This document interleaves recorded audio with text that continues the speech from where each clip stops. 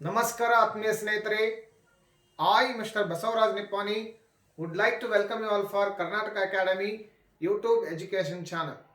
Dear friends, as you all know, in our previous video class, we have discussed about one of the important topics of your GPS or English syllabus, that is simple, compound and complex sentences. In today's class, we shall pick up one more important topic from your syllabus, that is compound words, collocations, proverbs and words forms. ಆತ್ಮೀಯ ಸ್ನೇಹಿತರೆ, ತಮಗೆಲ್ಲರಿಗೂ ಮತ್ತೊಮ್ಮೆ ನಮಸ್ಕಾರಗಳು. ಇವತ್ತಿನ ವಿಶೇಷ ಸಂಚಿಕೆಯಲ್ಲಿ ನಾವು ನಿಮ್ಮ GPS ಇಂಗ್ಲಿಷ್ ಸಿಲೆಬಸ್ನ ಮತ್ತೊಂದು ಇಂಪಾರ್ಟೆಂಟ್ ಟಾಪಿಕ್ಕು, ಅದರ ಬಗ್ಗೆ ಇವತ್ತು ಡಿಸ್ಕಸ್ ಮಾಡೋಣ. ಹಾಗಾದ್ರೆ ಆ ಇಂಪಾರ್ಟೆಂಟ್ ಟಾಪಿಕ್ ಯಾವುದು? ಇವತ್ತಿನ ಸಂಚಿಕೆಯಲ್ಲಿ ನಾವು ಏನು ಮಾಡೋಣ ಅಂತಂದ್ರೆ, ಕಂಪೌಂಡ್ ವರ್ಡ್ಸ್ ಅಂತಂದ್ರೆ ಏನು, ಕೊಲೊಕೇಶನ್ ವರ್ಡ್ಸ್ ಅಂತಂದ್ರೆ ಏನು, ಅದರ ಜೊತೆಗೆ we can also discuss about proverbs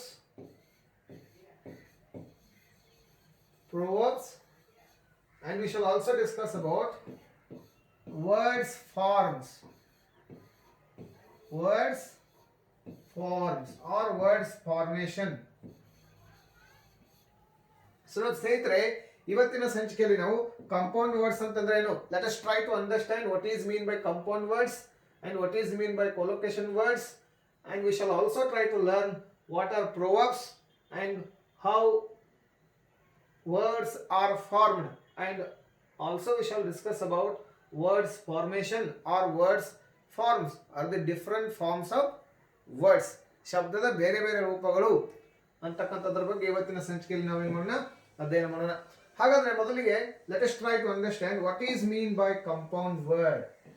What is mean by compound word? ಹಾಗಾದ್ರೆ compound words ಅಂತಂದ್ರೆ ಏನು? Compound ಅಂತಂದ್ರೆ when two or more words join together to give a new meaning is called a compound word. ಅತ್ಯಂತ ಸರಳವಾಗಿ ನೀವು compound words ಅಂತಂದ್ರೆ ಏನು ಅಂತಕ್ಕಂಥದ್ದನ್ನ ಅರ್ಥ ಮಾಡ್ಕೊಳ್ಬೇಕಾದ್ರೆ, ಯಾವಾಗ ಎರಡು ಅಥವಾ ಎರಡಕ್ಕಿಂತ ಹೆಚ್ಚಿನ ಶಬ್ದಗಳು ಕೂಡಿಕೊಳ್ತವೆ, join together to give a new meaning, ಆಮೇಲೆ ಆ ಶಬ್ದಗಳು ಏನು ಮಾಡ್ತವೆ, ಹೊಸದಾಗಿರ್ತಕ್ಕಂಥ ಅರ್ಥವನ್ನು ಕೊಡ್ತವೆ. ಫಾರ್ ಎಕ್ಸಾಂಪಲ್, ಹೇಗೆ ಎರಡು ಬೇರೆ ಬೇರೆ ಶಬ್ದಗಳು ಬೇರೆ ಬೇರೆ ಅರ್ಥವನ್ನು ಹೊಂದಿರತಕ್ಕಂಥ ಎರಡು ಶಬ್ದಗಳು ಜೊತೆಯಾಗಿ ಸೇರಿದಾಗ ಅವುಗಳು ಮತ್ತೊಂದು ಬೇರೆ ಮೀನಿಂಗ್ ಅನ್ನು ಕೊಡ್ತವೆ, ಅವುಗಳು ಬೇರೆ ಒಂದು ಅರ್ಥವನ್ನು ಕೊಡ್ತವೆ. ಅಂತಹ ಶಬ್ದಗಳ ಗುಂಪಿಗೆ ನಾವೇನು ಕರಿತೀವಿ, ಕಂಪೌಂಡ್ ವರ್ಡ್ಸ್ ಅಂತ ಕರಿತೀವಿ. ಕಂಪೌಂಡ್ ವರ್ಡ್ಸ್ ಅಂತಂದ್ರೆ ಕನ್ನಡದಲ್ಲಿ ಏನು, ಸಂಯುಕ್ತ ಪದ ಅಂತ ಕರಿತೀವಿ. ಸಂಯುಕ್ತ ಪದ ಅಂತಂದ್ರೆ ಏನು, ಎರಡು ಶಬ್ದಗಳು ಸಂಯುಕ್ತವಾಗ್ತಕ್ಕಂಥ ಒಂದು ಕ್ರಿಯೆಗೆ ಸಂಯುಕ್ತ ಶಬ್ದ, ಸಂಯುಕ್ತ ಶಬ್ದಗಳು ಅಂತ ಕರಿತೀವಿ. So when two words are composing together, they are combining together or they are joining together to give a new meaning, that is what we call as compound words, or the composition of two or more words. ಎರಡು ಅಥವಾ ಎರಡಕ್ಕಿಂತ ಹೆಚ್ಚಿನ ಶಬ್ದಗಳು ಸೇರಿ ಮತ್ತೊಂದು ಹೊಸ ಶಬ್ದವನ್ನು ಉಂಟು ಮಾಡೋದು, ಆ ಮತ್ತೊಂದು ಹೊಸ ಶಬ್ದಕ್ಕೆ ಬೇರೆ ಅರ್ಥ ಇರೋದು, ಈ ಒಂದು ಪ್ರೊಸೆಸ್ಗೆ ನಾವು ಇಂಗ್ಲಿಷ್ ಭಾಷೆಯಲ್ಲಿ ಅಂತ ಕರಿತೇವೆ, ಕಂಪೌಂಡ್ ವರ್ಡ್ಸ್ ಅಂತ ಕರಿತೀವಿ. ಹಾಗಾದ್ರೆ ಇಲ್ಲಿ ಎಕ್ಸಾಂಪಲ್ಸ್ ನೋಡ್ಕೊಂಡ್ರೆ, so that we can very easily understand what are compound words. So here I have given a list of examples so that you can try to understand what are compound words. I hope the definition is clear. When two or more words join together to give a new meaning is called compound word. ಯಾವಾಗ ಎರಡು ಅಥವಾ ಎರಡಕ್ಕಿಂತ ಹೆಚ್ಚಿನ ಶಬ್ದಗಳು ಸೇರಿಕೊಂಡು ಹೊಸ ಒಂದು ಅರ್ಥವನ್ನ, ಹೊಸ ಒಂದು ಶಬ್ದವನ್ನ ಉಂಟು ಮಾಡ್ತವೆ, ಆ ಒಂದು ಕ್ರಿಯೆಗೆ ನಾವೇನಂತ ಕರಿತೀವಿ, ಕಂಪೌಂಡ್ ವರ್ಡ್ಸ್ ಅಂತ ಕರಿತೀವಿ. ಆ ಒಂದು ಕ್ರಿಯೆಯಿಂದ ಉಂಟಾಗಿರ್ತಕ್ಕಂಥ ಶಬ್ದಗಳಿಗೆ ನಾವು ಸಂಯುಕ್ತ ಶಬ್ದಗಳು ಅಥವಾ ಕಂಪೌಂಡ್ ವರ್ಡ್ಸ್ ಅಂತೇಳಿ ಇಂಗ್ಲಿಷ್ ಭಾಷೆಯಲ್ಲಿ ಕರಿತೀವಿ. ಹಾಗಾದ್ರೆ let us see examples of compound words. ಇಲ್ಲಿ ನೋಡ್ಕೊಳ್ರಿ, ಸನ್ ಫ್ಲವರ್ ಅಂತಕ್ಕಂಥ ಒಂದು ಶಬ್ದ ಇದೆ. ಇಲ್ಲಿ ಸನ್ ಫ್ಲವರ್ ಅಂತಕ್ಕಂಥ ಒಂದು ಶಬ್ದ ಇದೆ. ಈ ಶಬ್ದದಲ್ಲಿ ನೀವು ನೋಡ್ಕೊಂಡಾಗ ಅರ್ಥ ಆಗತ್ತೆ, ಇಲ್ಲಿ ಸನ್ ಅಂತಕ್ಕಂಥ ಶಬ್ದವನ್ನ ನಾವು ಮತ್ತೆ ಒಂದು ಮುಖ್ಯ ಶಬ್ದವನ್ನಾಗಿ ಯೂಸ್ ಮಾಡ್ತೀವಿ. ಫ್ಲವರ್ ಅಂತಕ್ಕಂಥ ಶಬ್ದವನ್ನು ಸಹಿತ ನಾವು ಬೇರೆ ಬೇರೆ ಸಂದರ್ಭಗಳಲ್ಲಿ ಫ್ಲವರ್ ಅಂತಕ್ಕಂಥ ಶಬ್ದವನ್ನ ಒಂದು ಮುಖ್ಯ ಶಬ್ದವನ್ನಾಗಿ ಬಳಸ್ತೇವೆ. ಇಲ್ಲಿ ಸನ್ ಅಂತಕ್ಕಂಥ ಶಬ್ದಕ್ಕೆ ಅದರದೇ ಆಗಿರ್ತಕ್ಕಂಥ ಅರ್ಥ ಇದೆ, ಫ್ಲವರ್ ಅಂತಕ್ಕಂಥ ಶಬ್ದಕ್ಕೆ ಅದರದೇ ಆಗಿರ್ತಕ್ಕಂಥ ಅರ್ಥ ಇದೆ. ಇಲ್ಲಿ ನೋಡ್ಕೊಂಡಾಗ ನಿಮ್ಗೆ ಗೊತ್ತಾಗತ್ತೆ, ಸನ್, the word sun has its own meaning and the flower has its own meaning. But when these two important words are joined together, they give a new meaning. Sunflower. Sunflower ಅಂತಂದ್ರೆ ಏನಿದು? ಇಲ್ಲಿ ಇದು ಒಂದು ಹೂವಿನ ಹೆಸರು.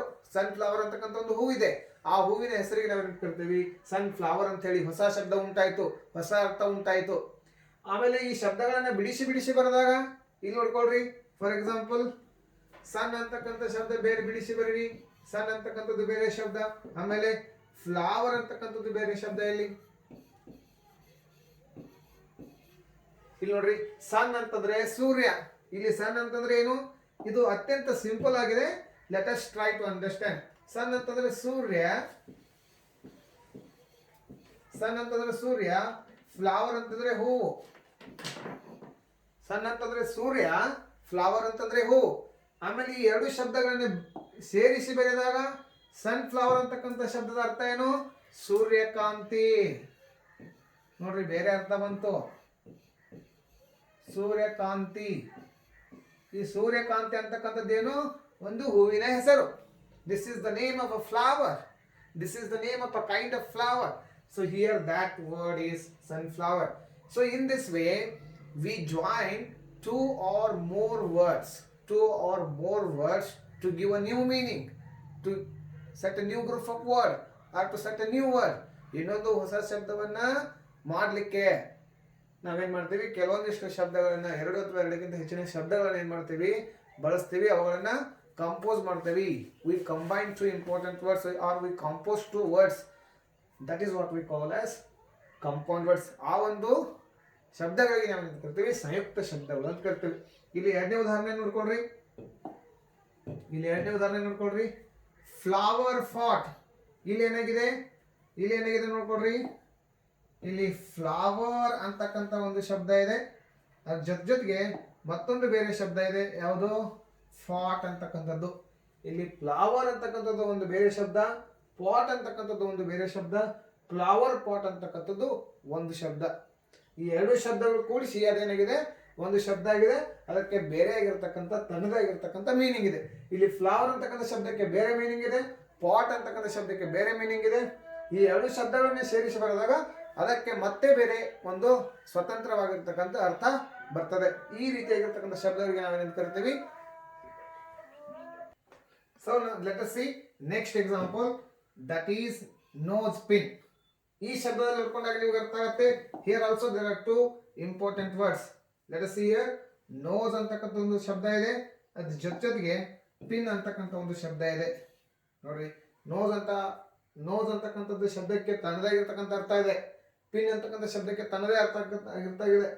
ಆಮೇಲೆ ಎರಡು ಶಬ್ದಗಳನ್ನ ಕೂಡಿಸಿ ಬರೆದಾಗ ಅದಕ್ಕೆ ಬೇರೆ ಅರ್ಥ ಇದೆ. Nose pin. In the same way you can see ear ring. ಇಲ್ಲಿ ಇಯರ್ ಅಂತಂದ್ರೆ ಕಿವಿ, ರಿಂಗ್ ಅಂತಂದ್ರೆ ಕಿವಿಯಲ್ಲಿ, ರಿಂಗ್ ಅಂತಂದ್ರೆ ಯಾವುದೇ ರೀತಿಯಾಗಿರ್ತಕ್ಕಂಥ ಒಂದು ರಿಂಗ್ ಆಗ್ಬೋದು. ಇಲ್ಲಿ ಇಯರ್ ರಿಂಗ್ ಆದಾಗ ಅದಕ್ಕೆ ಒಂದು ಬೇರೆ ಅರ್ಥ ಬರ್ತದೆ, ಕಿವಿಯಲ್ಲಿನ ರಿಂಗು ಅಂತ ಹೇಳಿ. ರಿಂಗ್ ಅಂತಕ್ಕಂಥ ಶಬ್ದವನ್ನ ನೀವು ಬೇರೆ ಸಂದರ್ಭದಲ್ಲಿ ಯೂಸ್ ಮಾಡಿದಾಗ ಅದಕ್ಕೆ ಬೇರೆ ಅರ್ಥ ಇದೆ, ರೈಟ್ ಅಲ್ಲ? ಅದನ್ನ ಇಲ್ಲಿ ಕೂಡಿಸಿ ಬರೆದಾಗ, ಮತ್ತೊಂದು ಶಬ್ದ ಜೊತೆಗೆ ಕೂಡಿಸಿ ಬರೆದಾಗ ಅದಕ್ಕೆ ಮತ್ತೊಂದು ಬೇರೆ ಅರ್ಥ ಬರ್ತದೆ. Let us see here, earring. Let us go to the next word, lady finger. ನೋಡ್ಕೊಳ್ರಿ, ಫಿಂಗರ್ ಅಂತಕ್ಕಂಥ ಶಬ್ದಕ್ಕೆ ತನ್ನದಾಗಿರ್ತಕ್ಕಂಥ ಅರ್ಥ ಇದೆ. ಫಿಂಗರ್ ಅಂತಕ್ಕಂಥ ಶಬ್ದಕ್ಕೆ ತನ್ನದಾಗಿರ್ತಕ್ಕಂಥ ಅರ್ಥ ಇದೆ. ಲೇಡಿ ಫಿಂಗರ್ ಅಂತಕ್ಕಂಥ ಶಬ್ದಕ್ಕೆ ತನ್ನದಾಗಿರ್ತಕ್ಕಂಥ ಅರ್ಥ ಇದೆ. ಲೇಡಿ ಅಂತಕ್ಕಂಥ ಶಬ್ದಕ್ಕೆ ತನ್ನದಾಗಿರ್ತಕ್ಕಂಥ ಅರ್ಥ ಇದೆ.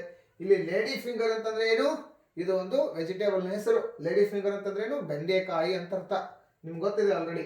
ಸೊ ಹಾಗಾಗಿ ಈ ಎಲ್ಲಾ ಶಬ್ದಗಳನ್ನ ನಾವೇನು ಕರಿತೀವಿ? ಕಂಪೌಂಡ್ ವರ್ಡ್ಸ್ ಅಂತ ಕರಿತೀವಿ. ಇಲ್ಲಿ ಮುಂದಿನ ಉದಾಹರಣೆಗಳನ್ನ ನೋಡ್ಕೊಳ್ರಿ. ರೇನ್ ಅಂತಕ್ಕಂಥ ಶಬ್ದ ಇದೆ. ಇಲ್ಲಿ ರೇನ್ ಅಂತಕ್ಕಂಥ ಶಬ್ದ ಇದೆ. ಇಲ್ಲಿ ಫೂಟ್ ಅಂತಕ್ಕಂಥ ಶಬ್ದ ಇದೆ. ಇಲ್ಲಿ ಬಟರ್ ಅಂತಕ್ಕಂಥ ಶಬ್ದ ಇದೆ. ಇಲ್ಲಿ ಸಿ ಅಂತಕ್ಕಂಥ ಶಬ್ದ ಇದೆ. ಇವು ಮುಖ್ಯ ಶಬ್ದಗಳು, root words. These are called root words. Other root words are also there. You could see. ಇಲ್ಲಿ bow ಅಂತಕ್ಕಂಥದ್ದು ಇದೆ, ಬೇರೆ ಶಬ್ದ. ಕೋಟ್ ಅಂತಕ್ಕಂಥ ಶಬ್ದ ಬೇರೆ ಇದೆ. ಬಾಲ್ ಅಂತಕ್ಕಂಥ ಶಬ್ದ ಇದೆ. ಫ್ಲೈ ಅಂತಕ್ಕಂಥ ಶಬ್ದ ಇದೆ. ಹಾರ್ಸ್ ಅಂತಕ್ಕಂಥ ಬೇರೆ ಶಬ್ದ ಇದೆ. ಈ ಎರಡೆರಡು ಶಬ್ದಗಳನ್ನು ಕೂಡಿಸಿಕೊಂಡು ಇದು ಮತ್ತೇನಾಗಿದೆ? ಒಂದೇ ಶಬ್ದವಾಗಿ ಪರಿವರ್ತನೆ ಆಗಿದೆ. Which gives a new meaning. Rain ಬೋ. ಬೋ ಅಂತಂದ್ರೆ ಏನಿಲ್ಲಿ, ಇಲ್ಲಿ ಹೆಣ್ಮಕ್ಳು ತಲೆಗೆ ಕಟ್ಕೊಳ್ಳಿಕ್ಕೆ ಒಂದು ಯೂಸ್ ಮಾಡ್ತಿರ್ತಕ್ಕಂಥ ಸಾಧನ ಅದು. ತಲೆಯ ಕೂದಲೆಲ್ಲ ಕಟ್ಕೊಳ್ಳಿಕ್ಕೆ ಯೂಸ್ ಮಾಡ್ತಿರ್ತಕ್ಕಂಥ ಸಾಧನ ಯಾವುದು? ಬೋ ಅಂತಕ್ಕಂಥದ್ದು. ಕೋಟ್ ಅಂತಂದ್ರೆ we wear coats, different types of coats we wear different types of coats, those coats are different. ಇಲ್ಲಿ ಬಾಲ್ ಅಂತಕ್ಕಂಥದ್ದು ಚೆಂಡು ಅಂತ ಅರ್ಥ. ಫ್ಲೈ ಅಂತಕ್ಕಂಥದ್ದು ಫ್ಲೈ ಅಂತ ಅರ್ಥ. ಫ್ಲೈ ಮಾಡ್ತೀವಲ್ಲ ಅದಕ್ಕೆ ಅದು ವರ್ಬ್ ಆಗ್ತದೆ. ಇಲ್ಲಿ ಹಾರ್ಸ್ ಅಂತಂದ್ರೆ ಒಂದು ಪ್ರಾಣಿ ಹೆಸರು. ಬಟ್ ಈ ಎರಡು ರೈನ್, ಫುಟ್, ಬಟರ್, ಸಿ ಈ ಎಲ್ಲ ಶಬ್ದಗಳಿಗೆ ಬೇರೆ ಅರ್ಥ ಇದೆ. ಅವುಗಳನ್ನು ಜೋಡಿಸಿ ಬರೆದಾಗ ಮತ್ತೆ ಅವು ಬೇರೆ ಅರ್ಥವನ್ನು ಕೊಡ್ತವೆ. ಇಲ್ಲಿ ನೋಡ್ರಿ, ರೈನ್ ಬೋ ಅಂತಂದ್ರೆ ಇಲ್ಲಿ ಕಾಮನ ಬಿಲ್ಲು ಅಂತ ಅರ್ಥ. I hope you all know this. Rain coat ಅಂದ್ರೆ ಮಳೆಯಲ್ಲಿ ಧರಿಸ್ತಿರ್ತಕ್ಕಂಥ ಕೋಟ್ಗೆ ಏನಂತ ಕರಿತೀವಿ? Rain coat. ಫುಟ್ ಅಂತಂದ್ರೆ ಪಾದ, ಬಾಲ್ ಅಂತಂದ್ರೆ ಚೆಂಡು. ಚೆಂಡಿನ ಪಾದದ ಚೆಂಡು ಅಂತಲ್ಲ, ಫುಟ್ಬಾಲ್ ಅಂತಂದ್ರೆ ಅದು ಒಂದು ಆಟದಲ್ಲಿ ಯೂಸ್ ಮಾಡ್ತಿರ್ತಕ್ಕಂಥ ಚೆಂಡಿನ ಹೆಸರು. Football, cricket ball, like that, base ball, in the same way you can use this word. ಆಮೇಲೆ ಬಟರ್ ಅಂತಂದ್ರೆ ಬೆಣ್ಣೆ. ಬಟರ್ ಅಂತಂದ್ರೆ ಏನು? ತುಪ್ಪ. ಫ್ಲೈ ಅಂತಂದ್ರೆ ಹಾರು ಅಂತ ಅರ್ಥ. ಇಲ್ಲಿ ಬಟರ್ ಫ್ಲೈ ಅಂತಂದ್ರೆ ಏನು? ಪಾತರಗಿತ್ತಿ ಅಂತ ಅರ್ಥ. ಇಲ್ಲಿ ನೋಡ್ಕೊಡ್ರಿ, ಈ ಶಬ್ದದ ಅರ್ಥ ಬರ್ಕೊಡ್ರಿ, so that you can understand. ಪಾತರಗಿತ್ತಿ. ಇಲ್ಲಿ ಪಾತರಗಿತ್ತಿ ಅಂತಕ್ಕಂಥದ್ದೇನು? ಇದು ಒಂದು ಇನ್ಸೆಕ್ಟ್ ನ ಹೆಸರು, ಒಂದು ಕೀಟದ ಹೆಸರು. ಇಲ್ಲಿ ಬಟರ್ ಅಂತಂದ್ರೆ ಏನು? ತುಪ್ಪ. ಫ್ಲೈ ಅಂತಂದ್ರೆ ಹಾರು. ಬೇರೆ ಬೇರೆ ಅರ್ಥ ಇದೆ, ಬೇರೆ ಬೇರೆ ಶಬ್ದಕ್ಕೆ ಬೇರೆ ಬೇರೆ ಅರ್ಥ ಇದೆ. ಆ ಎರಡು ಶಬ್ದಗಳನ್ನ ಜಾಯಿನ್ ಮಾಡಿ ಬರೆದಾಗ ಅದು ಪಾತರಗಿತ್ತಿ ಆಗ್ತದೆ. This use the new meaning which names insect. ಅದು ಒಂದು ಕೀಟವನ್ನು ಹೆಸರಿಸ್ತಕ್ಕಂಥ ಹೆಸರಾಗ್ತದೆ. ಇಲ್ಲಿ ನೋಡ್ಕೊಡ್ರಿ, ಸಿ ಅಂತಂದ್ರೆ ಸಮುದ್ರ. ಹಾರ್ಸ್ ಅಂತಂದ್ರೆ ಕುದುರೆ. ಸಿ ಹಾರ್ಸ್ ಅಂತಂದ್ರೆ ಏನಿಲ್ಲ, ಸಮುದ್ರದ ಕುದುರೆ ಅಂತ ಅರ್ಥ. Rain coat. ಈ ರೀತಿಯಾಗಿ ನೀವು ಸಾಕಷ್ಟು ವರ್ಡ್ಸ್ ಗಳನ್ನ ಏನ್ ಮಾಡ್ಬೋದು? ಕಂಪೌಂಡ್ ವರ್ಡ್ಸ್ ಗಳನ್ನಾಗಿ ಇಂಗ್ಲಿಷ್ ಭಾಷೆಯಲ್ಲಿ ಬಳಸಬಹುದು. There are many words. There are uncountable words which we use as compound words. ನಾವು ಇಂಗ್ಲಿಷ್ ಭಾಷೆಯಲ್ಲಿ ಸಾಕಷ್ಟು ಶಬ್ದಗಳನ್ನ, ಬೇರೆ ಬೇರೆ ಶಬ್ದಗಳನ್ನ ಜಾಯಿನ್ ಮಾಡಿಕೊಂಡು ಮತ್ತೊಂದು ಹೊಸ ಶಬ್ದವನ್ನು ಉಂಟು ಮಾಡಬಹುದು. ಆ ಹೊಸ ಶಬ್ದಕ್ಕೆ ಇನ್ನೊಂದು ಅರ್ಥ ಇರ್ತದೆ. ಈ ಎಲ್ಲಾ ಶಬ್ದಗಳಿಗೆ ನಾವು ಕರಿತೀವಿ ಕಂಪೌಂಡ್ ವರ್ಡ್ಸ್ ಅಂತೇಳಿ ಕರಿತೀವಿ. ಇಲ್ಲಿ ಸಾಕಷ್ಟು ಉದಾಹರಣೆಗಳನ್ನ ನಾವು ನೋಡ್ಕೊಳ್ಬಹುದು. These all kinds of examples can be given through your notes. ಇಲ್ಲಿ you just try to understand the concept. What is mean by compound words. ಇಲ್ಲಿ ನಾವು ಆ ಎಲ್ಲಾ ಶಬ್ದಗಳನ್ನು ಡಿಸ್ಕಸ್ ಮಾಡಲಿಕ್ಕೆ ಸಾಧ್ಯ ಇಲ್ಲ. It takes a lot of time. So you see, just try to understand what is the concept of compound word. ಇಲ್ಲಿ compound words ಅಂತಂದ್ರೆ ಏನು, ಅವುಗಳನ್ನು ಯಾವ ರೀತಿಯಾಗಿ ಬಳಸ್ತೀವಿ, ಆಮೇಲೆ ಅವುಗಳ ಅರ್ಥ ಏನು ಅಂತಕ್ಕಂಥದ್ದನ್ನ ಅಂಡರ್ಸ್ಟ್ಯಾಂಡ್ ಮಾಡ್ಕೊಳ್ರಿ. ಸೊ ಇನ್ನು ಬೇರೆ ಬೇರೆ ಶಬ್ದಗಳನ್ನ ನಾವು ಏನು ಮಾಡ್ಬೋದು? If you type what is mean by compound word, you can get millions of words in the Google. So that is not important. Here you must try to understand the concept what is mean by compound words. Hagadra, I hope you have got the idea what is compound word. Now let's go to the next topic, that is collocations. ಇಲ್ಲಿ collocations ಅಂತಂದ್ರೆ ಏನು? Collocation ಅಂತಂದ್ರೆ ಏನು?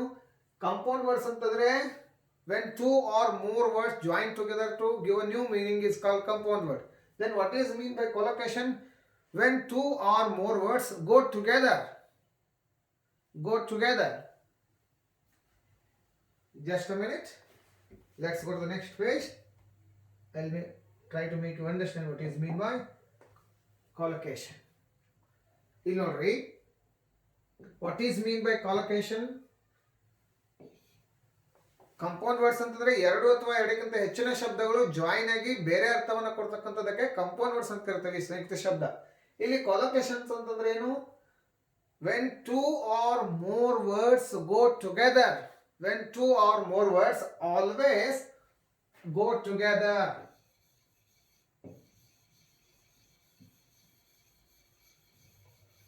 ಇಲ್ಲಿ go together ಅಂತಕ್ಕಂಥ ಒಂದು statement ಅನ್ನು ನೀವೇನ್ ಮಾಡ್ರಿ,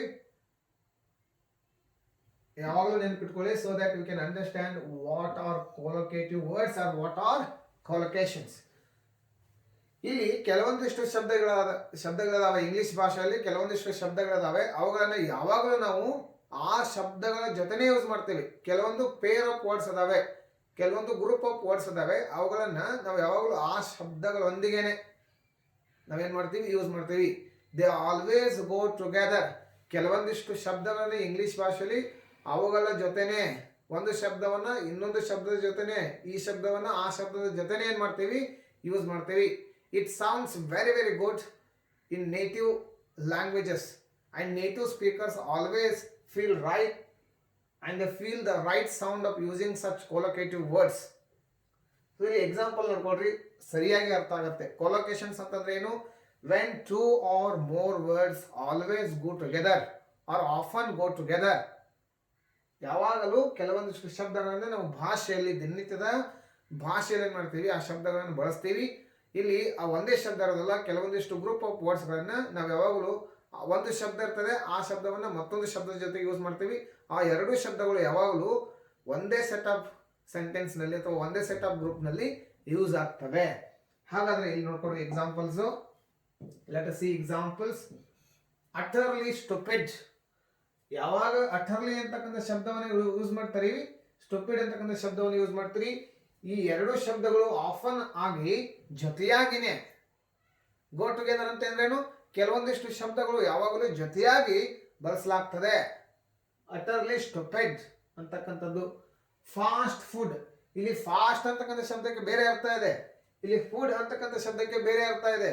ಇಲ್ಲಿ ಫಾಸ್ಟ್ ಫುಡ್ ಅಂತಕ್ಕಂಥದ್ದು ಕೊಲೊಕೇಶನ್ ಆಗ್ತದೆ. Fast food become collocation because whenever we use fast we use word food. ಆಮೇಲೆ ನೋಡ್ಕೊಳ್ಳಿ, fast food, utterly stupid,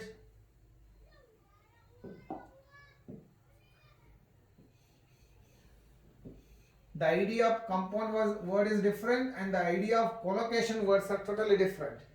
Utterly stupid, fast food. ನೋಡ್ರಿ, ಮತ್ತೆ ಎಕ್ಸಾಂಪಲ್ ಕೊಡ್ರಿ. ಪವರ್ಫುಲ್ ಎಂಜಿನ್, ಪವರ್ಫುಲ್ ಎಂಜಿನ್ ಇದು ಒಂದು ಬೇರೆ ಶಬ್ದ. ಇಲ್ಲಿ ಎಂಜಿನ್ ಅಂತಕ್ಕಂಥದ್ದು ಬೇರೆ ಶಬ್ದ, ಪವರ್ಫುಲ್ ಅಂತಕ್ಕಂಥದ್ದು ಬೇರೆ ಶಬ್ದ. ಬಟ್ ನಾವು ಕೆಲವೊಂದು ಸಾರಿ ಯಾವಾಗ ಪವರ್ಫುಲ್ ಅಂತಕ್ಕಂಥ ಶಬ್ದವನ್ನು ಯೂಸ್ ಮಾಡ್ತೀವಿ, ಅದ್ರ ಜೊತೆಗೆ ಎಂಜಿನ್ ಅಥವಾ ಇಂಜಿನ್ ಅಂತಕ್ಕಂಥ ಶಬ್ದವನ್ನು ಯೂಸ್ ಮಾಡಿದಾಗ ಪವರ್ಫುಲ್ ಅದ್ರ ಜೊತೆಗೇನೆ ಇರ್ತದೆ. ಫುಡ್ ಅಂತಕ್ಕಂಥ ಶಬ್ದ ಜೊತೆಗೆ ಫಾಸ್ಟ್ ಅಂತಕ್ಕಂಥ ಶಬ್ದ ಇರ್ತದೆ. ಸ್ಟುಪಿಡ್ ಅಂತಕ್ಕಂಥ ಶಬ್ದ ಜೊತೆಗೆ ಅಟರ್ಲಿ ಅಂತಕ್ಕಂಥದ್ದು ಇರ್ತದೆ. ಇಲ್ಲಿ ನೋಡ್ಕೊಡ್ರಿ, ಇದನ್ನ ನೀವು ಕ್ವೈಟ್ ಆಫನ್ ಆಗಿ ಯೂಸ್ ಮಾಡ್ತೀರಿ. ಕ್ವೈಟ್ ಆಫನ್ ಅಂತಂದ್ರೆ, ಕ್ವೈಟ್ ಆಫನ್ ಅಂತಕ್ಕಂಥ ಶಬ್ದವನ್ನು ನಾವು ಸಾಕಷ್ಟು ಬಾರಿ ನಮ್ಮ ದಿನನಿತ್ಯದ ಕನ್ವರ್ಸೇಷನ್ ಅಲ್ಲಿ ಬಳಸ್ತೀವಿ. ಅದೇ ರೀತಿಯಾಗಿ ಇಲ್ಲಿ ಆ ರೀತಿಯಾಗಿ ಅಂತ ಎಕ್ಸಾಂಪಲ್ ಇದೆ ನೋಡ್ಕೊಡ್ರಿ. Quite often, quite often I go to movies, quite often I go to movies. ನಾನು ಆಫನ್ ಆಗಿ ಏನ್ ಮಾಡ್ತಿರ್ತೀನಿ, ಮೂವಿ ನೋಡ್ತಿರ್ತೀನಿ ಅಂತ ಅರ್ಥ. ಆಗಾಗ ಮೂವಿಗೆ ಹೋಗ್ತಾ ಇರ್ತೀನಿ. Quite often I go to my friend's house. ನಾನು ನನ್ನ ಸ್ನೇಹಿತನ ಮನೆಗೆ ಅವಾಗ ಹೋಗ್ತಾ ಇರ್ತೀನಿ ಅಂತಕ್ಕಂಥ ಶಬ್ದವನ್ನ ನೀವೇನ್ ಮಾಡ್ತಿರ್ತೀರಿ, ಬಳಸ್ತೀರಲ್ಲ ನಿಮ್ಮ ದಿನನಿತ್ಯದ ಬಳಕೆಯಲ್ಲಿ. ಆ ರೀತಿಯಾಗಿ ಕ್ವೈಟ್ ಆಫನ್. ಇಲ್ಲಿ ನೋಡ್ಕೊಡ್ರಿ, ಆಫನ್ ಅಂತಕ್ಕಂಥ ಬೇರೆ ಶಬ್ದ ಇದೆ, ಕ್ವೈಟ್ ಅಂತಕ್ಕಂಥ ಬೇರೆ ಶಬ್ದ ಇದೆ. ಈ ಎರಡು ಶಬ್ದಗಳು ಯಾವಾಗಲೂ ಜೊತೆಯಾಗಿನೇ ಏನಾಗ್ತವೆ, ಬಳಸಲಾಗ್ತದೆ. They are always collocated. These words are called collocations. ಇಲ್ಲಿ ನೋಡ್ಕೊಳ್ರಿ, ಕಂಪ್ಲೀಟ್ಲಿ ಸ್ಯಾಟಿಸ್ಫೈಡ್. ಈ ಸ್ಯಾಟಿಸ್ಫೈಡ್ ಅಂತಕ್ಕಂಥ ಶಬ್ದಕ್ಕೆ ಬೇರೆ ಅರ್ಥ ಇದೆ, ಕಂಪ್ಲೀಟ್ಲಿ ಅಂತಕ್ಕಂಥ ಶಬ್ದಕ್ಕೆ ಬೇರೆ ಅರ್ಥ ಇದೆ. ಇವುಗಳನ್ನ ಯಾವಾಗಲೂ ನಾವೇನ್ ಮಾಡ್ತೀವಿ, ಜೊತೆಯಾಗಿನೇ ಯೂಸ್ ಮಾಡ್ತೀವಿ. ಇಲ್ಲಿ ಬಂದಾಗ here there are some of the other examples. Regular ಅಂತಕ್ಕಂಥ ಶಬ್ದ ಇದೆ, ಲಾಯಿನ್ಸ್ ಅಂತಕ್ಕಂಥ ಶಬ್ದ ಇದೆ, ರಿಚ್ಲಿ ಅಂತಕ್ಕಂಥ ಶಬ್ದ ಇದೆ, ರೌಂಡ್ ಆಫ್ ಅಂತಕ್ಕಂಥ ಬೇರೆ ಶಬ್ದ ಇದೆ, ಕಮಿಟ್ ಅಂತಕ್ಕಂಥ ಬೇರೆ ಶಬ್ದ ಇದೆ. ಇಲ್ಲಿ ನೋಡ್ಕೊಳ್ರಿ, ಈ ಒಂದು ಉದಾಹರಣೆಯಲ್ಲಿ ಮತ್ತೆ ಎಕ್ಸರ್ಸೈಸ್ ಅಂತಕ್ಕಂಥ ಶಬ್ದ ಇದೆ, ರೋರ್ ಅಂತಕ್ಕಂಥ ಶಬ್ದ ಇದೆ, ಡೆಕೋರೇಟೆಡ್ ಅಂತಕ್ಕಂಥ ಶಬ್ದ ಇದೆ, ಅಫ್ಲಾಸ್ ಅಂತಕ್ಕಂಥ ಶಬ್ದ ಇದೆ, ಸುಸೈಡ್ ಅಂತಕ್ಕಂಥ ಶಬ್ದ ಇದೆ. ಇಲ್ಲಿ ನೋಡ್ಕೊಳ್ರಿ, ಮತ್ತು as I already told you, of ಅಂತಕ್ಕಂಥ ಶಬ್ದ ಇದೆ. So as I already told you, there are some words in English language which are always going together. ಕೆಲವೊಂದು ಶಬ್ದಗಳು ಯಾವಾಗಲೂ ಜೊತೆಯಾಗಿನೇ ಹೋಗ್ತವೆ, ಜೊತೆಯಾಗಿನೇ ಬಳಸಲಾಗ್ತದೆ. There may be 1, 2 words or more words. ಆ ಕೆಲವೊಂದು ಶಬ್ದಗಳು ಎರಡು ಶಬ್ದಗಳಾಗಿರ್ಬೋದು ಅಥವಾ ಎರಡಕ್ಕಿಂತ ಹೆಚ್ಚಿನ ಶಬ್ದಗಳಾಗಿರ್ಬೋದು. ಇಲ್ಲಿ ನೋಡ್ಕೊಡ್ರಿ, ಈ ಉದಾಹರಣೆಯಲ್ಲಿ ನೋಡ್ಕೊಡ್ರಿ, ರೆಗ್ಯುಲರ್ ಅಂತಕ್ಕಂಥ ಶಬ್ದಕ್ಕೆ ಬೇರೆ ಅರ್ಥ ಇದೆ, ಎಕ್ಸರ್ಸೈಸ್ ಅಂತಕ್ಕಂಥ ಶಬ್ದಕ್ಕೆ ಬೇರೆ ಅರ್ಥ ಇದೆ. ಬಟ್ ಈ ಎರಡು ಶಬ್ದಗಳನ್ನು ನಾವು ಯಾವಾಗಲೂ ಏನ್ ಮಾಡ್ತೇವೆ, ಸೇರಿಸಿಯೇ ಕೆಲವೊಂದಷ್ಟು ಬಾರಿ ಯೂಸ್ ಮಾಡ್ತೇವೆ. ಲಯನ್ಸ್ ರೋರ್ ಅಂತಕ್ಕಂಥದ್ದು ಹುಲಿಗಳ ಗರ್ಜನೆ, ಸಿಂಹಗಳ ಗರ್ಜನೆ ಅಂತಕ್ಕಂಥ ಶಬ್ದದಲ್ಲಿ. Richly decorated, round of applause, give them a big round of applause or give them a round of applause, give them a big round of applause, big round of applause. ಕೆಲವೊಂದಿಷ್ಟು ಬಾರಿ ನಾವು ನಿರೂಪಣೆಯನ್ನು ಮಾಡ್ತಿರ್ತಕ್ಕಂಥ ಸಂದರ್ಭದಲ್ಲಿ ಯಾರನ್ನಾದ್ರೂ ಅಪ್ರಿಷಿಯೇಟ್ ಮಾಡಬೇಕಾಗಿದೆ, ಯಾವ ವ್ಯಕ್ತಿಯನ್ನ ಏನಾದರೂ ಅವನ ಸಾಧನೆಯನ್ನು ಹೊಗಳಬೇಕಾಗಿದೆ, ಆ ಸಂದರ್ಭದಲ್ಲಿ ನಾವು ಏನ್ ಮಾಡ್ತೀವಿ, give him a big round of applause ಅಂತ ಹೇಳಿ ಮಾಡ್ತೀವಲ್ಲ. Give them a big round of applause and welcome them on the stage, ಈ ರೀತಿಯಾಗಿ ನಾವು ಬಳಸ್ತೀವಲ್ಲ, ಆ ರೀತಿಯಾಗಿ quite often some words go together. Commit suicide, commit ಅಂತಕ್ಕಂಥ ಶಬ್ದವನ್ನು ಯಾವಾಗ ಯೂಸ್ ಮಾಡ್ತೀವಿ, ಅವಾಗ ಸೂಸೈಡ್ ಅಂತಕ್ಕಂಥ ಶಬ್ದ ಇರ್ತದೆ. ಕಮಿಟ್ ಕ್ರೈಮ್ ಅಂತಕ್ಕಂಥ ಶಬ್ದವನ್ನ ಯೂಸ್ ಮಾಡ್ತೀವಿ. ಕಮಿಟ್ ಅಫೆನ್ಸ್ ಅಂತಕ್ಕಂಥ ಶಬ್ದವನ್ನ ಯೂಸ್ ಮಾಡ್ತೀವಿ. ಇಲ್ಲಿ ಕಮಿಟ್ ಅಂತಕ್ಕಂಥ ಶಬ್ದ ಜೊತೆಗೆ ಕೆಲವೊಂದಿಷ್ಟು ಶಬ್ದಗಳು ಆಫನ್ ಆಗಿ ಯೂಸ್ ಆಗ್ತವೆ. That may be commit suicide, commit offence, commit murder, commit crime, ಈ ರೀತಿಯಾಗಿ. So these are the other examples of collocations which are used with commit. ಇಲ್ಲಿ ನೋಡ್ಕೊಡ್ರಿ, ಇವುಗಳಿಗೆ ಬೇರೆ ಬೇರೆ ಆಗಿರ್ತಕ್ಕಂಥ ಅರ್ಥ ಇದೆ. ಇಲ್ಲಿ ನೋಡ್ಕೊಡ್ರಿ, so here there are many types in collocations. There are noun plus verb collocations, there are noun plus noun collocations, there are adjective plus adverb collocations, adverb plus adverb collocations. So ನೀವು collocations ಗಳನ್ನ ಬೇರೆ ಬೇರೆ types ನಲ್ಲಿ study ಮಾಡಬಹುದು. ಯಾವ ರೀತಿಯಾಗಿ ಕೆಲವೊಂದಿಷ್ಟು collocations ಗಳು ನೌನ್ ಮತ್ತು ನೌನ್ಗಳಿಂದ ಫಾರ್ಮ್ ಆಗ್ತವೆ. ನಾಮಪದ ಮತ್ತು ನಾಮಪದ, ನಾಮಪದ ಪ್ಲಸ್ ನಾಮಪದ, ನಾಮ ವಿಶೇಷಣ ಪ್ಲಸ್ ನಾಮಪದ. ವರ್ಬ್ ಮೀನ್ಸ್ ಕ್ರಿಯಾಪದ ಪ್ಲಸ್ ವಿಶೇಷಣ. ಇಲ್ಲಿ ನೋಡ್ಕೊಳ್ಳಿ, ಈ ಒಂದು ಎಕ್ಸಾಂಪಲ್ಗಳನ್ನ ಅರ್ಥ ಮಾಡ್ಕೊಂಡಾಗ ನಿಮ್ಗೆ ಅರ್ಥ ಆಗುತ್ತೆ. These words are found with different parts of speech.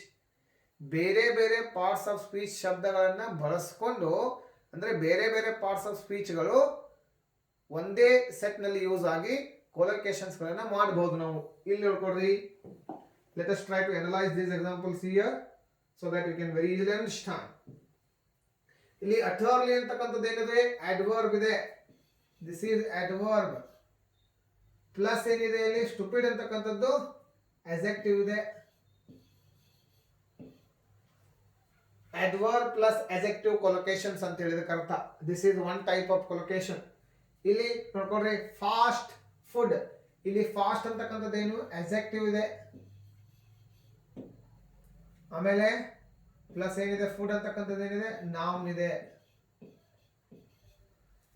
adjective plus adverb plus adjective, adjective plus noun. ಇಲ್ಲಿ ಪವರ್ಫುಲ್ ಎಂಜಿನ್, ಇಲ್ಲಿ adjective ಇದೆ. ಪವರ್ಫುಲ್ ಪ್ಲಸ್ ಎಂಜಿನ್, ನೌನ್ ಇದೆ. ಇಲ್ಲಿ ನೋಡ್ಕೊಂಡ್ರಿ, ಕ್ವೈಟ್ ಆಫನ್, ಇಲ್ಲೇನಿದೆ, adverb ಪ್ಲಸ್ adverb ಇದೆ. adverb ಪ್ಲಸ್ adverb ಇದೆ ಇಲ್ಲಿ. ಇಲ್ಲಿ ನೋಡಿ, ಕಂಪ್ಲೀಟ್ಲಿ ಸ್ಯಾಟಿಸ್ಫೈಡ್, ಇಲ್ಲೇನಿದೆ, ಕಂಪ್ಲೀಟ್ಲಿ adverb ಇದೆ. adverb ಪ್ಲಸ್ ಏನಿದೆ ಇಲ್ಲಿ, verb ಇದೆ. adverb ಪ್ಲಸ್ verb ಅಂತಂದ್ರೆ ಕ್ರಿಯಾ ವಿಶೇಷಣ ಮತ್ತು ಕ್ರಿಯಾಪದ ಇಲ್ಲಿದೆ. ಇಲ್ಲಿ ನೆಕ್ಸ್ಟ್ ಸೆಟ್ ಆಫ್ ವರ್ಡ್ಸ್ ನೋಡ್ಕೊಳ್ರಿ, ಏನೇನಿದೆ ಇಲ್ಲಿ. ರೆಗ್ಯುಲರ್ ಅಂತಕ್ಕಂಥದ್ದು ಏನಿದು, adjective ಇದೆ. adjective ಪ್ಲಸ್ ನೌನ್ ಇದೆ. ಎಕ್ಸರ್ಸೈಸ್ ಅಂತಂದ್ರೆ ನಾಮಪದ. adjective ಪ್ಲಸ್ ನೌನ್ ಇದೆ ಇಲ್ಲಿ. ಇಲ್ಲಿ ನೋಡ್ಕೊಳ್ರಿ, ಲಾಯನ್ಸ್ ಅಂತಕ್ಕಂಥದ್ದು ನೌನ್ ಇದೆ. Noun plus roar verb, noun plus verb ಇದೆ. ಇದು noun plus verb type of collocation. ಇಲ್ಲಿ ನೋಡ್ಕೊಡ್ರಿ, ರಿಚ್ಲಿ ಡೆಕೋರೇಟೆಡ್, ಇಲ್ಲೇನಿದೆ, ರಿಚ್ಲಿ ಅಂತಕ್ಕಂಥದ್ದೇನು, adverb. ಇದು adverb ಆಗಿದೆ. ಪ್ಲಸ್ ಇಲ್ಲೇನಿದೆ, ಡೆಕೋರೇಟೆಡ್ ವರ್ಬ್ ಇದೆ. adverb plus verb. ಇಲ್ಲಿ ರೌಂಡ್ ಆಫ್ ಅಪ್ಲಾಸ್, ಇಲ್ಲಿ ರೌಂಡ್ ಅಂತಕ್ಕಂಥದ್ದೇನು, ನೌನ್ ಆಗಿದೆ. ಆಫ್ ಅಂತಕ್ಕಂಥದ್ದೇನು, ಅಫ್ಲಾಸ್ ಅಂತಕ್ಕಂಥದ್ದೇನು, ಇಲ್ಲಿ ನೋಡ್ಕೊಡ್ರಿ, round up plus commit suicide. ಇಲ್ಲೇನಿದೆ ಕಮಿಟ್ ಅಂತಕ್ಕಂಥದ್ದು ವರ್ಬ್ ಇದೆ, ಕಮಿಟ್ ಅಂತಕ್ಕಂಥದ್ದು ವರ್ಬ್ ಇದೆ, ಪ್ಲಸ್ ಏನಿದೆ ಸೂಸೈಡ್, ಇಲ್ಲೇನಿದೆ ನೌನ್ ಇದೆ ನೋಡ್ರಿ. ಈ ರೀತಿಯಾಗಿ ಇಲ್ಲಿ ರೌಂಡ್ ಅಂತಕ್ಕಂಥದ್ದು ನೌನ್ ಇದೆ, ಫ್ಲಾಸ್ ಅಂತಕ್ಕಂಥದ್ದು ಸಹಿತ ನೌನ್ ಇದೆ, ನೌನ್ ಪ್ಲಸ್ ನೌನ್ ಆಗ್ತದೆ ನೋಡ್ರಿ. ಈ ರೀತಿಯಾಗಿ ಇನ್ನೊಂದು ಉದಾಹರಣೆ ನೌನ್ ಪ್ಲಸ್ ನೌನ್ ಅನ್ನು ನೀವು ಇನ್ನೊಂದು ತಗೊಳ್ಬಹುದು ಇಲ್ಲಿ. ಯಾವ ರೀತಿಯಾಗಿ noun plus noun, cottage industry, cottage industry, noun plus noun. ಇದು ಯಾವ ಒಂದು ಟೈಪ್ ಆಫ್ ಕೊಲೊಕೇಶನ್ ಉದಾಹರಣೆ? ನೌನ್ ಪ್ಲಸ್ ನೌನ್, ನಾಮಪದ ಮತ್ತು ನಾಮಪದ. ಸೊ ಈ ರೀತಿಯಾಗಿ ನಾವು ಕೊಲೊಕೇಶನ್ಸ್ ಗಳನ್ನ, ಡಿಫರೆಂಟ್ ಟೈಪ್ಸ್ ಆಫ್ ಕೊಲೊಕೇಶನ್ಸ್ ಗಳನ್ನ ಅಧ್ಯಯನ ಮಾಡಬಹುದು. But you must be able to identify which type of collocation this is ಅಂತ ಹೇಳಿ. ಕೊಟ್ಟಿರ್ತಕ್ಕಂತಹ ಪ್ರಶ್ನೆಗಳಲ್ಲಿ ಇದು ಯಾವ ರೀತಿ ಇರತಕ್ಕಂಥ ಕೊಲೊಕೇಶನ್ ಆಗಿದೆ ಅಂತಕ್ಕಂಥದನ್ನ ಅರ್ಥ ಮಾಡ್ಕೊಳ್ಬೇಕಾದ್ರೆ ನಿಮಗೆ ಅದ್ರ ಬಗ್ಗೆ ಅರ್ಥ ಇರಬೇಕು, ಪಾರ್ಟ್ಸ್ ಆಫ್ ಸ್ಪೀಚ್ ಬಗ್ಗೆ ಅರ್ಥ ಇರಬೇಕು. ಅಂತಂದ್ರೆ ನೌನ್ ಅಂತಂದ್ರೆ ಏನು, ಪ್ರೊನೌನ್ ಅಂತಂದ್ರೆ ಏನು, ವರ್ಬ್ ಅಂತಂದ್ರೆ ಏನು, ಎಕ್ಸಾಕ್ಟಿವ್ ಅಂತಂದ್ರೆ ಏನು, ಇಂಟರ್ಜೆಕ್ಷನ್ ಅಂತಂದ್ರೆ ಏನು, ಆಮೇಲೆ ಕಂಜಂಕ್ಷನ್ಸ್ ಅಂತಂದ್ರೆ ಏನು, ಪ್ರಿಪೋಸಿಷನ್ಸ್ ಅಂತಂದ್ರೆ ಏನು. ಇಲ್ಲಿ ಪ್ರಿಪೋಸಿಷನ್ ಜೊತೆಗೂ ಸಹಿತ ನಾವೇನ್ ಮಾಡ್ಬೋದು, ಕೆಲವೊಂದು ಸಾರಿ ನಾವು ಕೊಲೊಕೇಶನ್ ಅನ್ನು ಮಾಡ್ಬೋದು. ಅಲ್ಲಿ ಉದಾಹರಣೆ ಕೊಡ್ತೀನಿ. ಕನ್ಸರ್ನ್ ವಿತ್ ಅಂತಕ್ಕಂಥ ಶಬ್ದವನ್ನು ನಾವು ಸಾಮಾನ್ಯವಾಗಿ ಬಳಸ್ತೀವಿ. Concerned, concern with. ಇಲ್ಲಿ ಕನ್ಸರ್ನ್ ವಿತ್ ಅಂತಂದ್ರೆ ಇಲ್ಲಿ ನೋಡ್ರಿ ವರ್ಬ್ ಪ್ಲಸ್ ಪ್ರಿಪೋಸಿಷನ್ ಆಗಿದೆ. ಕನ್ಸರ್ನ್ ವರ್ಬ್ ಇದೆ, ವಿತ್ ಏನಾಗಿದೆ ಇಲ್ಲಿ, ವಿತ್ ಅಂತಕ್ಕಂಥದ್ದು ಏನಾಗಿದೆ ಪ್ರಿಪೋಸಿಷನ್ ಆಗಿದೆ.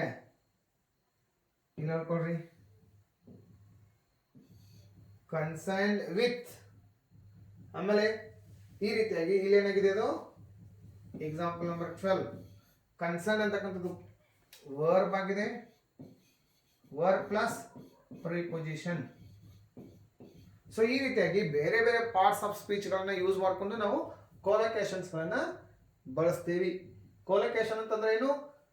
When some words go together, always go together, two or more words go together in sentences, always. Such group of words are called collocations. ಈ ರೀತಿಯಾಗಿರ್ತಕ್ಕಂಥ ಶಬ್ದಗಳಿಗೆ ನಾವು ಏನು ಕರಿತೀವಿ, collocations ಅಂತ ಹೇಳಿ. ಹೆಚ್ಚಿನ ಉದಾಹರಣೆಗಳನ್ನು ನಿಮಗೆ ನೋಟ್ಸ್ ಮುಖಾಂತರ ಕೊಡಲಾಗುವುದು. So I hope you got the meaning what is mean by collocation words and how there are different types of collocations. These are all different type of collocations. So now let's go to the next topic, that is proverb.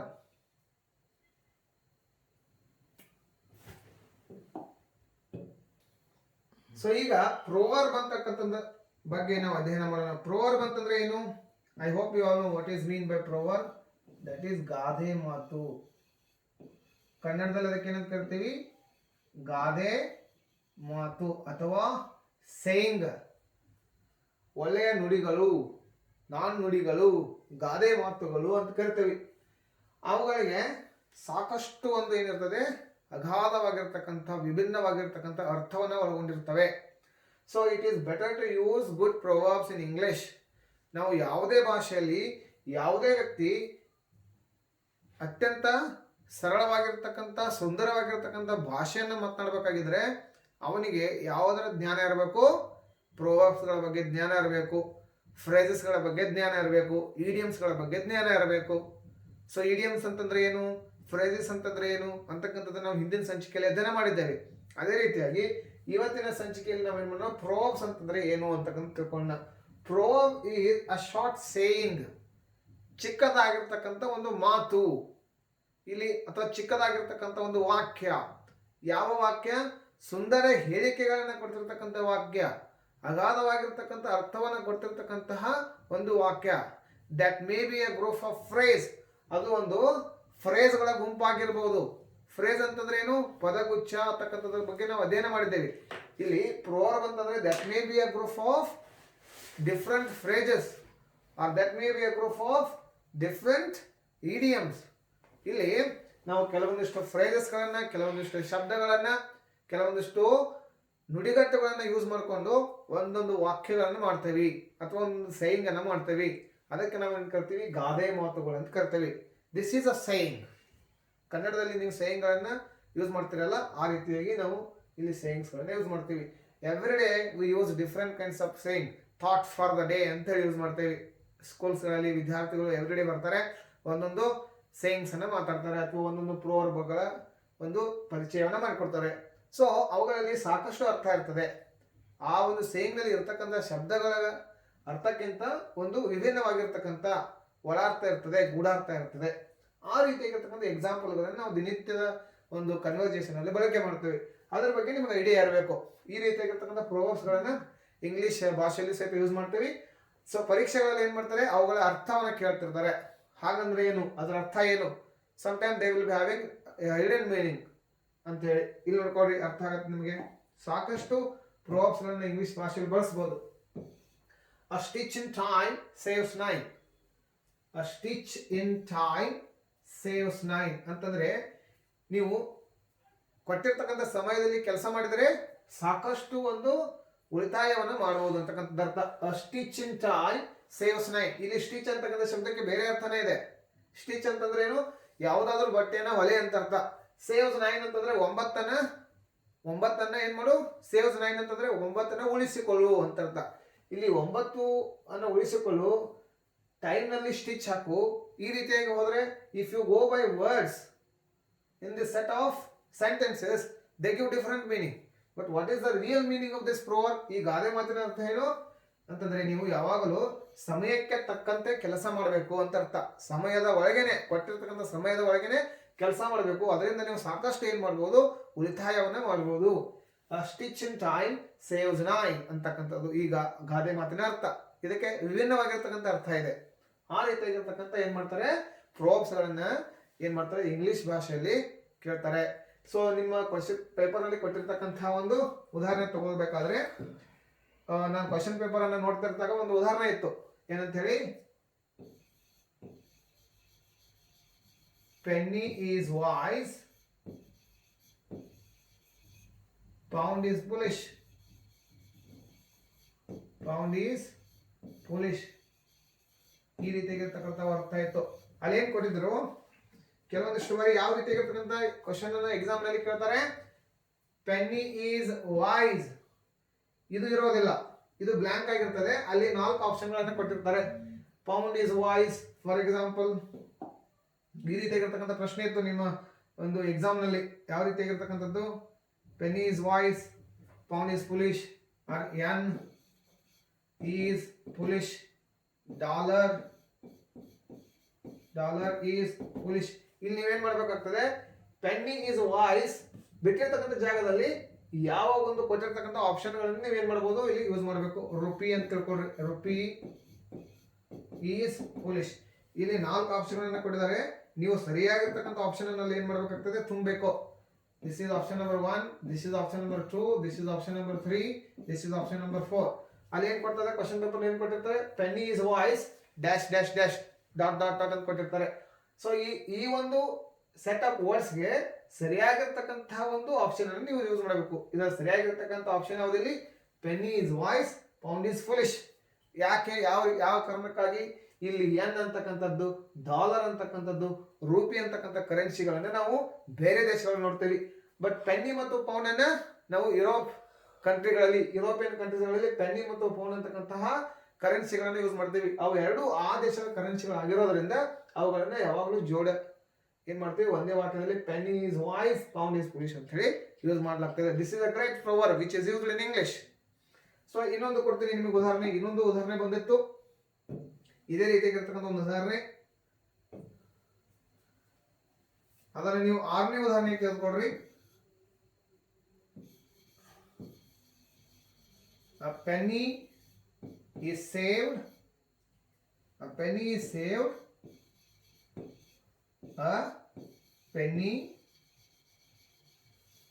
Is earned. ನೋಡ್ರಿ, ನೀವು Penney ಅಂತಂದ್ರೆ ಏನಿಲ್ಲ, this is the name of currency. ಒಂದು rupee ಅಂತ ತಿಳ್ಕೊಳ್ರಿ. ನಮ್ಮ Indian currency ಪ್ರಕಾರ ಇದೊಂದು rupee ಅಂತ ತಿಳ್ಕೊಳ್ರಿ. ಪೆನ್ನಿ ಅಂತ, ಒಂದು ರೂಪಾಯಿಯನ್ನ ನೀವು ಸೇವ್ ಮಾಡಿದ್ರೆ ಒಂದು ರೂಪಾಯಿಯನ್ನ ಅರ್ನ್ ಮಾಡಿದ ಹಾಗೆ.